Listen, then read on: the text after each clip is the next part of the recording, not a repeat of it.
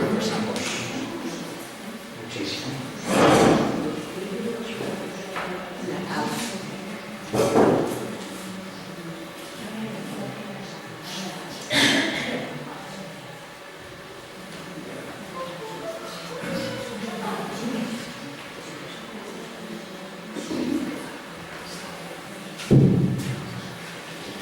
Bueno, pues boas tardes a todos.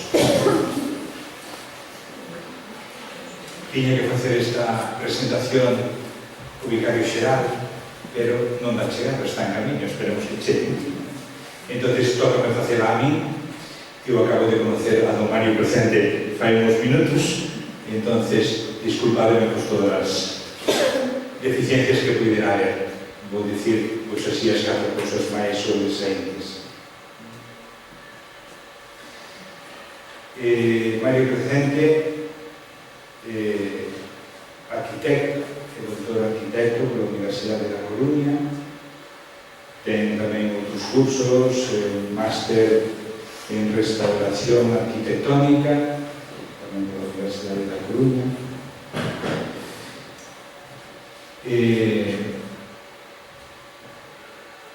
Empezou con colaboracións en diversos proxectos de arquitectura e urbanismo xa desde o ano 1985.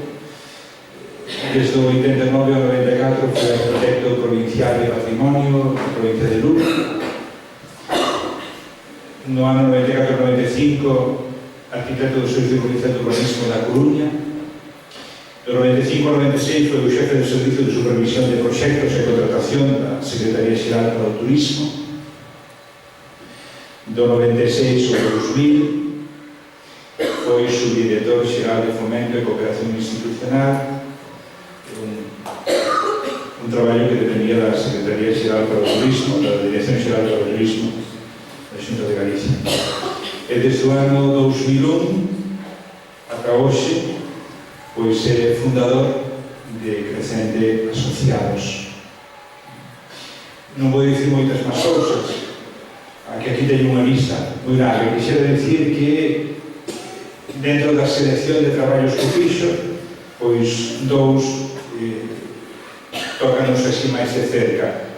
Un foi un proxecto museográfico para o Centro de Interpretación da Casa Rectoral de San Martiño de Mondoñedo, no Concello de Foz. E outro foi tamén un plan especial de protección das catedrais do Concello da Praia das Catedrais do Concello de Ribadeo. Ben, esta conferencia que temos aquí, vamos ter outra o día 21, esta que temos aquí márcase, como vedes nese panel, en folletos que tedes, na conmemoración dos 800 anos do inicio da construcción da Catedral de Mondoñedo, que se cumpriron o ano pasado.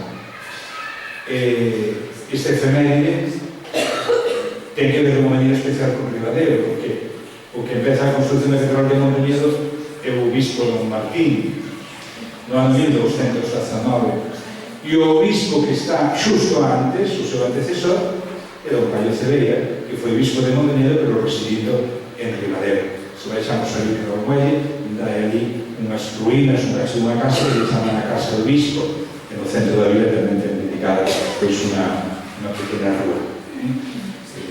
Que nos recorda pois ese século XIII, hai 800 anos xa. Bueno, pois este é un pouco pois a presentación do noso ponente de hoxe. Agradecemos que viniera hasta aquí e escoitamos pois o que nos vai dicir para aprender un pouco máis da nosa historia, que é moi importante. Boas tardes, así boas noites. Moitas gracias ao párroco pola presentación. Esperemos que o señor vicario chegue a tempo. Gracias a todas e todos vostedes por acompañarnos.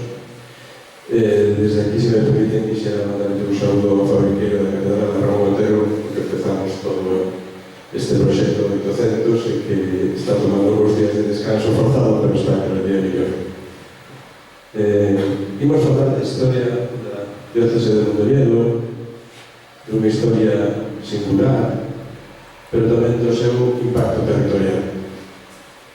Vimos falar das súas itinerancias que fan a este bispado único, das súas conexións co mar, ao único bispado, as únicas catedrais marítimas de Galicia. Falando en privado, diríamos mellor de mar por medio, pero tamén, en definitiva, falaremos desa relación entre estes patrimonios e o seu uso, e os usos turísticos especialmente. O tempo celebramos o centenario de inicio da construcción da sede da antiga Malibria, e ao mesmo tempo que falamos desas itinerancias, produces tamén un feito singular que celebramos o inicio das obras da catedral que un só bispo foi capaz de rematar e de consagrar, pelo menos. É dun momento histórico singular, entre 112 anos, no que esa sede catedralicia cambia 3 veces de ubicación. San Martín de Mondoñedo, Galicia, Ribadeo, e volve finalmente a definitiva Mondoñedo, originalmente Olimpia. En 112 anos pasan moitas cousas no territorio relativamente curto. De eso, de las súas singularidades, vimos falar esta tarde.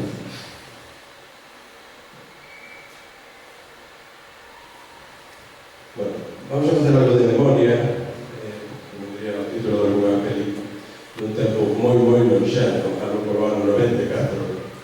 Empezaba a miña primeira intervención profesional na Catedral de Mondoñedo. Nese caso, era con este proxecto de iluminación que se fixo en 2, casi 3 fases, entraron no 94, 96. Esa iluminación que vostedes ven na fotografía original, daquela que usábamos diapositivas, que guardamos no arquivo, pero unha iluminación que todavía funciona, gracias ao traballo feito no seu momento por José Manuel López, a calidade dos equipos de ERCO e o mantemento da catedral, especialmente de Valentín. Pero ter unha instalación con 26 anos que todavía funciona, parece ser un milagre, aí se cumpre. É verdade que esa instalación merecería cambiar o sistema de lámparas, etc. Pero unha obra pública con 26 anos útil, nestes tempos que corren é unha maravilla. Pois ben, pouco despois de facer ese traballo de iluminación, presentábase a raíz do requerimento do Estado español de que todas as catedrais tiveran un plan director, presentábase, como digo, o plan director da Catedral de Mondoñedo. En ese plan director que dirixía o compañeiro Antonio de Vega, participábamos varios e algunha das presentes, como Blanca Besteiro, e a un servidor que tocaba allí facerse cargo do plan de uso e xestión. O que propoñíamos nese ano 98, esa idea que agroma o que aparece cando estábamos a analizar e a planificar unha catedral deserta. Naquele momento en Mondoñedo había un baixísimo nivel de uso, que agora está cambiando, entre outros motivos por o camiño. Pois nese momento xa se propoñía que esta catedral se vise como unha sede itinerante, e desa proposta irei descubrindo dentro de unhas imaxes. A seguinte fase deses traballos ten que ver, como decía a presentación do párroco, coa Casa Reitoral de San Martín de Mondoñedo en Foz. Antes de que cambiáramos de século, empezamos con unha primeira obra de rehabilitación, reconstrucción. Nunha segunda fase traballouse para facer unha nova coberta. Máis adiante, por diversas fases, conseguimos rehabilitar o edificio para que funcionara como sede parroquial. E nos últimos anos, a través de todas esas obras, concluir por fin coa apertura do Centro de Interpretación de San Martín de Mondoñedo, no que se fala reiteradamente tamén desa idea da triple sede, cando menos da triple sede, e desa singularidade territorial milanesa. Nese caso non só foi levar a cabo as obras, sino coordinar un programa de dinamización.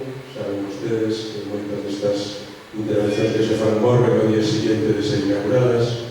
En este caso levamos a cabo, como digo, un programa de dinamización coa participación de todos os profesionais, expertos, etc., que traballaron na revitalización da catedral, desde aspectos teolóxicos, arqueolóxicos, pictóricos, arquitectónicos, de diseño gráfico.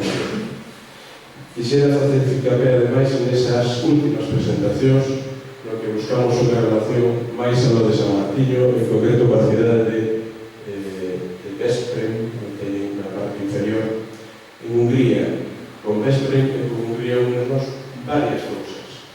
En primeiro lugar, que Vespre ten a catedral nivel máis antiga de Hungría e posiblemente de todo o territorio da Panonia, de Europa Central. De Vespre, nese territorio, viñeron os suevos que nos dá o noso primeiro reino europeo, e de Vespre, desa área, podía ter vindo, porque non, un tal San Martiño que nos deu esa titulación para San Martiño. Nese momento intentouse desenvolver unha idea de colaboración, está aí parada, eu penso que todavía se pode retomar, porque se queremos ser coñecidos e valorados, seguramente tenemos que entregar esas redes para saltar de escala entre outras presentes. A seguinte fase do traballo xa chega a Ribadeo. Fai uns anos, un señor que acaba de entrar e se senta ao fondo, presidindo o Concello de Ribadeo, saca un concurso para a aprobación do primeiro plan especial do recentemente aprobado plan chamado de Ordenación Municipal de Ribadeo. Tan claro tenían que o plan especial número 1, o primeiro plan de desenvolvemento dese recente documento de planeamento, era o plan especial de protección das catedrales. Nos presentámonos a ese concurso público con a empresa GAO, os colegas arquitectos de Lugo, que iba a haber un instituto da Universidade de Santiago que se dedica a estudiar os ámbitos naturais. E non por nada o título desa proposta que nos formulábamos chamábase A Terra non é máis que o debuxo do mar. Esa imaxe que aí vemos, na que dibuixamos a inversa, está explicando un pouco esa idea de como se construe naturalmente as catedrais. O plan tiña claro que era o objetivo, que era proteger as catedrais, pero non definía o problema, e o problema das catedrais non son os vecinos, nin os agricultores, nin os peixes. O problema das catedrais son os turistas, ou mal uso dos turistas. Entón, asociado a necesidade de resolver ese problema, levamos a cabo un estudo con unha serie de colegas do mundo da arquitectura e do turismo para durante todo un ano votar contas de cantos turistas van as catedrais. Naquel momento ainda non sabía a normativización da Xunta en canto a ter un número mínimo, nin siquiera as estatísticas que a Xunta publica no verano. Pero hai varios matices importantes a ter en conta. En primeiro lugar, que esas estadísticas refírense só aos meses de maior afluencia. En segundo lugar, que só contan os visitantes á praia, e comprenderán que a area non é o máis valioso do monumento natural. O máis valioso do monumento natural está nos cantís, está nas rochas, está na parte xeolóxica, e está debaixo dese aparcamento, desas instalacións de hostelería, deses baños, desas mesas, de toda esa ocupación do monumento natural.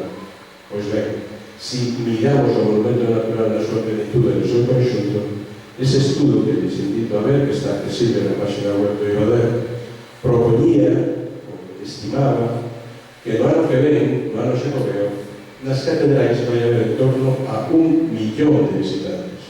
Repito, 1 millón de visitantes. E cando comparábamos esas cifras con sitios semellantes en Europa, como Stonehenge, como Blue Lagoon, como Giant's Causeway, só Stonehenge se parecía aos nosos números. Os outros sitios que son grandes sitios do patrimonio mundial, con unha enorme actividade turística, non chegaba ni de longe os datos que temos en primeiro. Mentre facíamos isto no 15 e no 16, Giant's Causeway abriu un novo centro de interpretación, ordenou os tráficos, ordenou o acceso, ten sistemas de acollida. Blue Lagoon vai a refacer todo o seu sistema, e Stonehenge viña de abrir un sistema de información totalmente novo de acollida. Nos mentras ainda estamos no inicio. Ese estudio proponía tamén a necesidade urxente dun centro de acollida e información, e proponía tamén que debería ser completamente redeseñada a forma en que chegamos e nos relacionamos co entorno. A partir dese estudo se fixo ese plan especial que esperemos este nas fases finais de aprobación. Insisto, a aprobación deste plan especial é imprescindible para asegurar un futuro sostible ás catedrais. E máis adiante daremos algúns detalles máis ao respecto. E chegamos outra vez á Catedral Maior, que se chama a Catedral de Valdivia. En 2018, por encargo da Catedral e do Obispado, preséntase unha proposta de rehabilitación e ampliación do Museo Diocesano nas antigas dependencias da residencia do señor Obispo José Simuso. E a idea dese proxecto era que dentro desa intervención na catedral se recollese o papel que a catedral e o conxunto catedralicio ten a conformación da cidade, pero tamén a conformación de todo o Obispado. A catedral actúa, e veremos máis imaxes, como elemento central, tractor, e a necesidade desa rehabilitación facíase presente a través do proxecto. Facendo os estudios históricos, documentais e demais da catedral e da súa relación con o Estado, aparece esa data. Cando Manuel Castiñeiras presenta o seu informe sobre os valores principais do conxunto catedralicio, vemos que estamos a piques de celebrar o 800 aniversario, e de aí sale a idea que o propio Obispado empoñera en marcha estas actividades nas que esta conferencia é unha parte. Nos últimos meses tivemos as conferencias de Manuel Castiñeiras, do profesor Andrade, tivemos as conferencias de Fernando López Alsina en Ferrol, casi tivemos a conferencia de Don Segundo con un programa de saúde que tuvo que ser transmitida en diferido, tivemos a conferencia de Manuel Vilar en Ferrol tamén sobre o camiño, a conferencia do profesor Izquierdo Perrín, a conferencia último de Cela Castro, e esta que eu sempre les presento que está na mesma idea. Pero falta máis. Nos próximos días, Ana Goidiz falará sobre o patrimonio mundial na diócese indoniense, Blanca Besteiro, que nos acompaña sobre as pinturas murales das catedrales de Mondoñedo, Juan Monterroso sobre o patrimonio pictórico da catedral e Carmen Manso sobre os dibuixos de José Villamil sobre as litografías da diócese montenense. E para rematar, Javier Comendárica sobre a arquitectura da catedral de Mondoñedo do 1500 e o 1800. Isto sería o programa de conferencias, pero isto non se quedará así, porque además disto haberá unha publicación de todas estas conferencias como artigos científicos na publicación de estudios mindonienses do Obispado cando rematemos con todo este proceso. Ben, hasta aquí estamos nos antecedentes. Vamos a entrar dentro de un momentinho na proposta, non sin antes ubicarnos.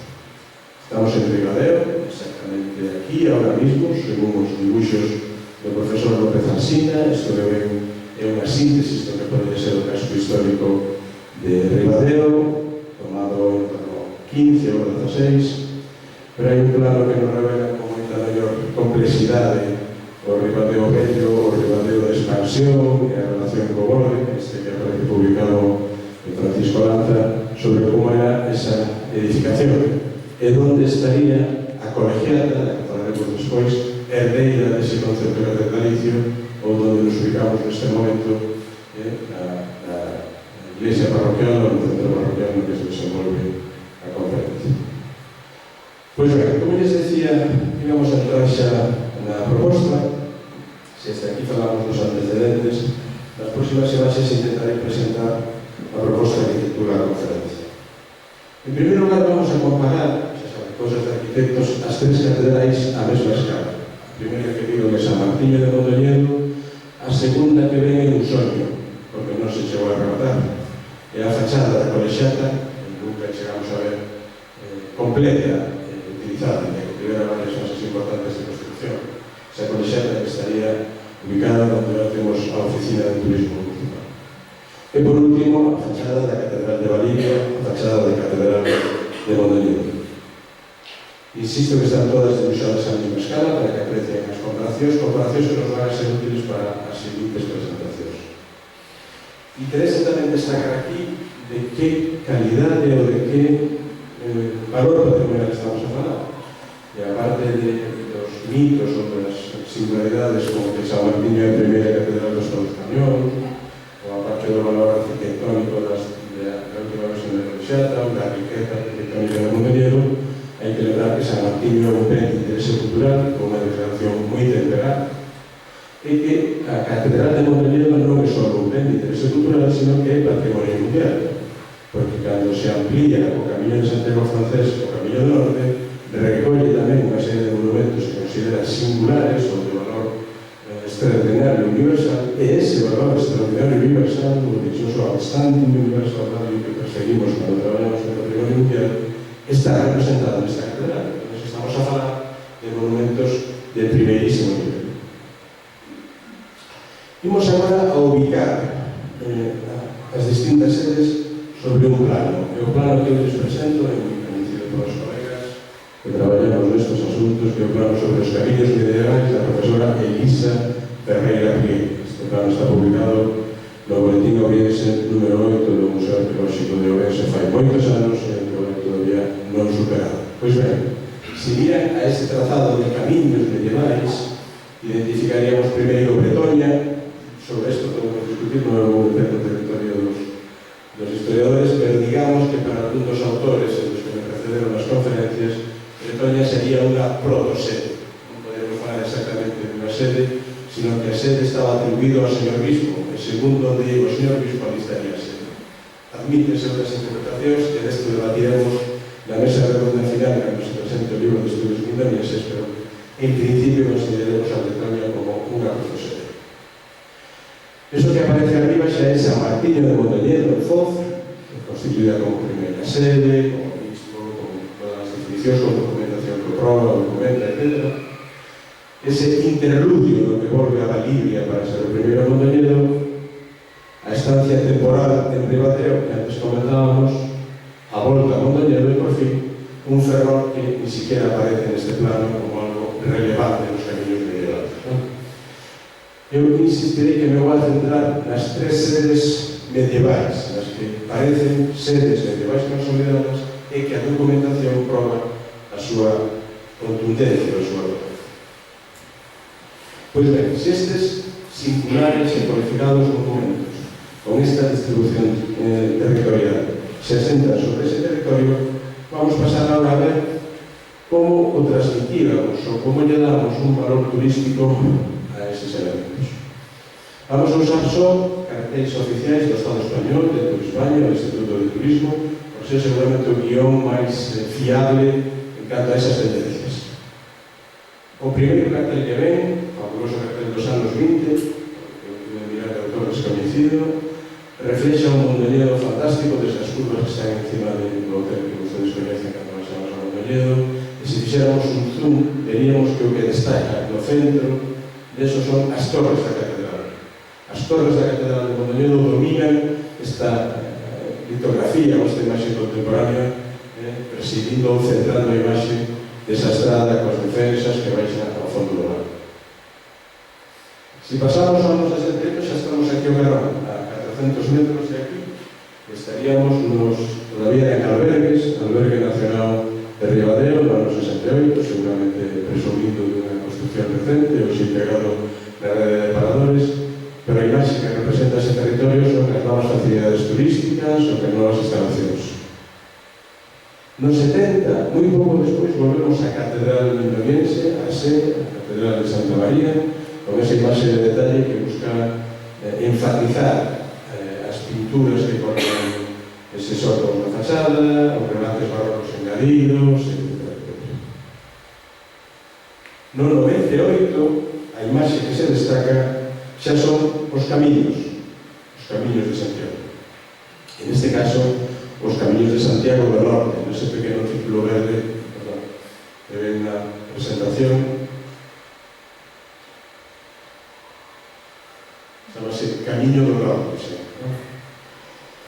Pois ben, chegamos a nova icona turística do norte de Galicia, que é a praia de Augas Santas ou das Catedrais. No ano 2002, esta imaxe promovida por Tour España marca un cambio radical,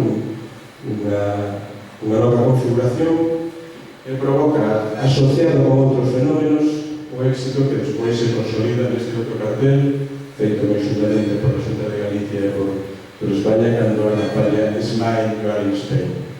A partir deste momento, a icona de comunicación turística deste territorio son as catedrais que non son catedrais, ou as catedrais da praia das Augas Santas. Coincidindo ademais con esta cartelería, danse dous fenómenos moi importantes.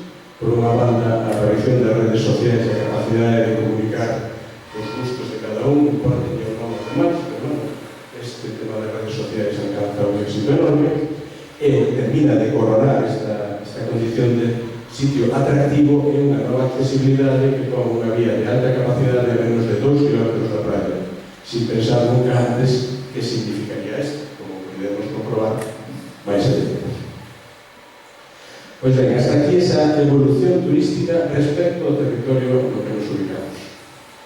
Teríamos, por tanto, como as catedrais de Mondoñedo, estas catedrais, espero recoñezan, a Praia de Augas Santas, pero manteríamos todavía as originais. Esa é unha sección ou corte da Catedral de San Martiño, e esta sería unha sección ou corte da Catedral de Valibria.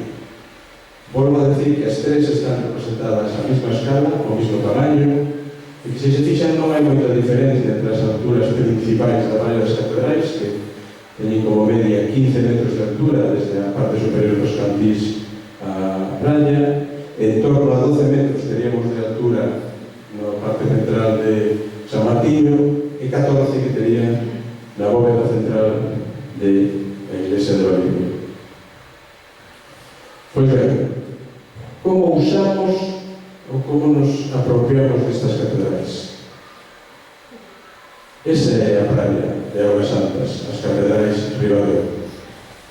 Seguindo os estudos que eu les plantexaba ao principio, porque os datos da Xunta só saberíamos o que pasa en xulio e agosto, nos estimábamos como un número medio para este ano pasado 2019 779.149 visitantes.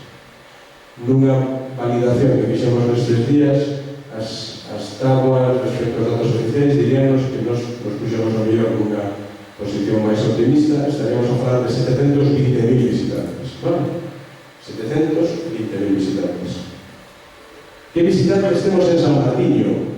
24.955 segundo os datos facilitados polo Concello e pola persoa responsable da oficina. E por último, en Mondoñedo, Valibria, da Asunción, 26.955 visitantes, que son aqueles que fan con unha entrada para facer a visita organizada. A isto deberíamos sumar, segundo datos do propio Cabildo, en torno a un 20% máis que serían os fieles que asisten ás celebracións, os propios veciños de Mondoñedo, etc. En calquera caso, insisto que vexan a diferencia dos monigotes, a diferencia e a presión e a demanda turística. Pero que sucede? Eses números que eu les poño teñen todos asociados a palabra visitantes. Isto non quere decir que se queden a dormir, porque a realidade é que en Ribadeo, no último ano, os datos do INE, só durmen 60.850 turistas. É dicir, pasan por Ribadeo 779.000 persoas e non somos quen de capturar nin o 10% dos que visitan. Pero non é unha cousa de Ribadeo. O outro dato fiable que dispoñemos é o xeodestino da Mariña Lucense, é dicir, todo o norte da provincia de Lugo, que se articula como unha comarca turística. Pois ben, no xeodestino da Mariña Lucense, 162.000 turistas, moi longe desos 766 que pasan solo por as catedrais. É evidente que temos un gap, unha diferencia enorme entre quen nos coñece e quen nos disfruta. E hai unha diferencia enorme entre televisitantes e turistas en canto a como se produce a relación con un sitio. Os impactos que xera un visitante apenas teñen compensación nos ingresos que produce ou na riqueza que xera. E se conseguiramos que máis destes visitantes se convertiran en turistas, conseguiríamos que o equilibrio entre o que molesta, impacta, contamina e ocupa se transformara en riqueza, en emprego, en actividade, etc. Ben, situados na problemática, por non entrar en outras, había outras problemáticas máis desta reflexión puramente cultural que a usurpación da denominación das catedrais xera visitantes para as catedrais auténticas. A Praia das Augas Santas, hoxe convertida como marca comercial de Praia das Catedrais, consigue arrastrar visitantes a monumentos de primeirísimo nivel como San Martiño de Mondoñedo ou a Catedral de Mondoñedo. Dá a impresión de que non. Ben, volvamos á situación territorial. Estamos sobre unha foto aérea na que ven o mar arriba, o mar promedio, unha foto aérea da ubicación do sitio que nos atopamos, e esas manchas verdes que identificamos como espacios naturais protegidos, ou seja, sexa o monumento natural de Mondoñedo, perdón, das catedrais, sexa a reserva da biosfera na parte galega, etc. Pois ben, sobre este territorio vamos a marcar as sedes, comentamos anteriormente, Ribadeo, onde nos ocupamos, San Martiño de Mondoñedo, no Concello de Foz, a propia Mondoñedo, pero tamén outros elementos que, como vimos, son determinantes para a nosa situación actual, como é